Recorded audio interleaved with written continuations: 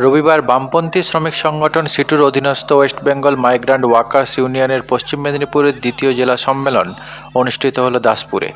সম্মেলনে যোগ দেন সংগঠনের রাজ্য সভাপতি এস.এম. সাদি এবং সম্পাদক আসাদুল্লাহ গায়েন, সিটুর পূর্ব মেদিনীপুর জেলার সভাপতি শান্তনু দাস। সম্মেলনে যোগ দেন প্রশান্ত দিন্ডা, রঞ্জিত পাল, ভবানন্দ জানা, শ্যামসুন্দর জানা, প্রশান্ত সরকার, সনৎ চক্রবর্তী, রাজকুমার বিষয় সহ অন্যান্য জেলা নেতৃত্ব। সম্মেলন শুরুর আগে জেলার বিভিন্ন প্রান্ত থেকে আসা প্রতিনিধিদের নিয়ে দাসপুর শহরে সংগঠিত হয় একটি মিছিল। সম্মেলনের মঞ্চ থেকে পরিযায়ী শ্রমিকদের স্বার্থ রক্ষার লড়াই আরও জোরদার করার ডাক দেওয়া হয়েছে। পরিযায়ী শ্রমিকদের বিভিন্ন রাজ্যে মৃত্যু হলে পরিবারকে 10 লক্ষ টাকা করে ক্ষতিপূরণ দিতে হবে এবং শ্রমিক বিরোধী শ্রমকোড বাতিল সহ একগুচ্ছ দাবি তোলা হয় সম্মেলন থেকে। এদিন সম্মেলন মঞ্চ থেকে সাদ্দাম খানকে সভাপতি এবং উত্তম মণ্ডলকে সম্পাদক হিসাবে পুনর্নির্বাচিত করা হয়।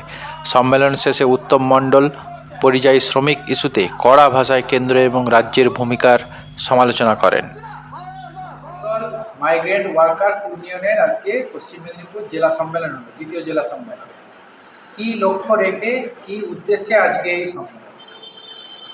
প্রথমত, আমাদের দেশে, আমাদের রাজ্যে বেকার লেখাপড়া ছেলেপুলেদের কাজকর্ম নেই। তার ফলে বিশেষত আমাদের রাজ্যের ছেলেরা, শিক্ষিত ছেলেরা, গ্রামীণ শ্রমজীবী মানুষ কাজের সন্ধানে আমাদের রাজ্য থেকে অন্য রাজ্যে যাচ্ছে।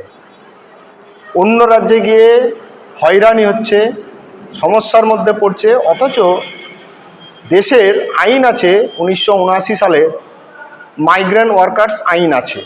সেই আইন অনুযায়ী মাইগ্রেন্ট ওয়ার্কাররা তার সামাজিক নিরাপত্তা, সরকারি পরিচিতিপত্র, তাদের ন্যূনতম বেতন, তাদের কাজের নিরাপত্তা এগুলো আছে সে আইনে।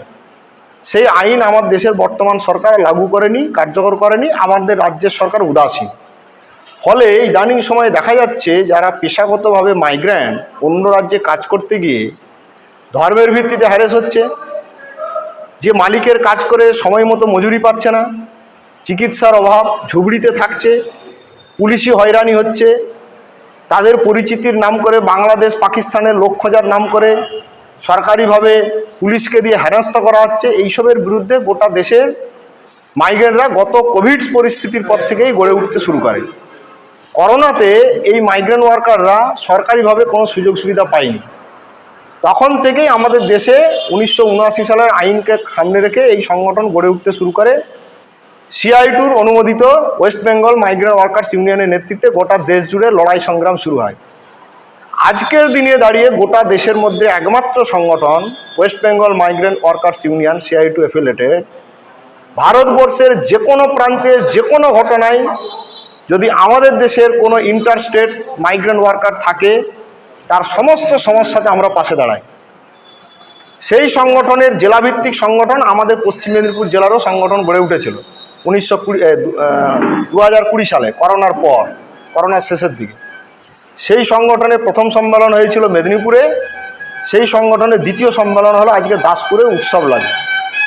আমাদের লক্ষ্য হচ্ছে আমাদের দেশের অসংগঠিত ঘুরে বেড়ানো মাইগ্রেন্ট ওয়ার্কার, যাদের কোনো সরকারি আইন থাকার পরও নিরাপত্তা নেই, তাদের রক্ষার জন্যই সংগঠন, তাদেরই রক্ষা করার জন্য, তাদের স্বার্থের জন্য এই লড়াই সংগ্রাম সংগঠন গড়ে ওঠা।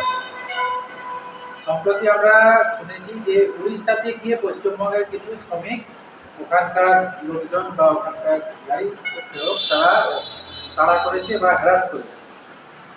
এ সম্পর্কে আপনাদের পদক্ষেপ? একদম ঠিক বলেছেন। এটা শুধু উড়িষ্যাই নয়, এই ঘটনা আসামের গুয়াহাটিতে হয়েছিল। কেশপুরের যারা হকার্স গেইল আক্রান্ত হয়েছিল, হসপিটালিস্ট হয়েছিল।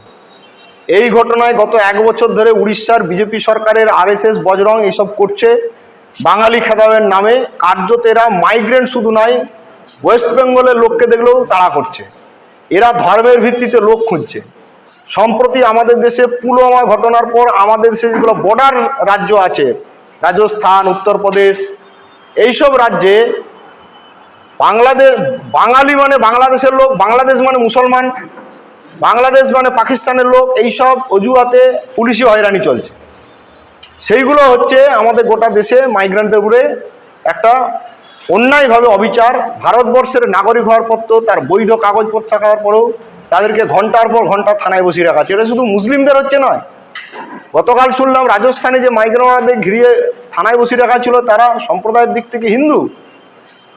তাহলে স্বভাবতই এই ধরনের একটা হ্যারাসমেন্ট হচ্ছে এই সরকার, বিজেপি সরকার আমলে। আর আমাদের রাজ্যের সরকার উদাসীন, মমতা ব্যানার্জি সরকার উদাসীন। এখানে ধর্মের ভিত্তিতে বিজেপি ভাগ করছে, এখানে রাজ্যে ধর্মের ভিত্তিতে মমতা ব্যানার্জি ভাগ করছে। পরিযায়ীদের, মাইগ্রেন্টদের পাশে এদের দাঁড়ানোর কারো ইচ্ছা নেই।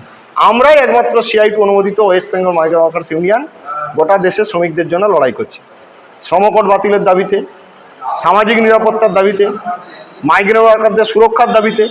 আগামী 20 তারিখে এই জন্য দেশ জুড়ে ধর্মঘট হবে। এই দেশ জুড়ে ধর্মঘটের একটা গুরুত্বপূর্ণ আইন হচ্ছে 1979 সালে মাইগ্রেন্ট ওয়ার্কার্স যে আইন ছিল, বিজেপি সরকার সেটা বাতিল করতে চাইছে, সংশোধন করতে চাইছে। আমরা বলেছি এই আইন বাতিল করা যাবে না। শ্রমিক বিরোধী শ্রম আইন যে করতে চাইছে তার বিরুদ্ধে লড়াই। 8 ঘন্টা কাজের পরিবর্তে 12, 14, 16 ঘন্টা কাজ করাচ্ছে। এই অংশের একটা বড় অংশ হচ্ছে মাইগ্রেন্ট, যাদেরকে কোম্পানি, সংস্থা, কোনো কন্ট্রাক্টর নিয়ে যে এইসব কাজ করাচ্ছে, ঝুবড়িতে রাখছে। এই লড়াই তাদের জন্য, ধর্মঘট তাদের জন্য। এই সম্মেলনের বড় একটা আওয়াজ ছিল 20 মে ধর্মঘট মাইগ্রেন্টদের স্বার্থে, দেশের অসংগঠিত শ্রমিকদের স্বার্থে, শ্রমিকদের স্বার্থে পালন করতে হবে, ধর্মঘটে সামিল হতে হবে। ন্যূনতম মাসিক 26,000 টাকা মজুরি দেওয়ার ব্যবস্থা করতে হবে। শ্রমিকদের ন্যূনতম মাসিক 26,000 টাকা মজুরি দাবি আগামী হিসেবে ধর্মঘট সফল করো। শ্রমিক মারা শ্রমকোড বাতিলের দাবিতে আগামী হিসেবে ধর্মঘট সফল করো।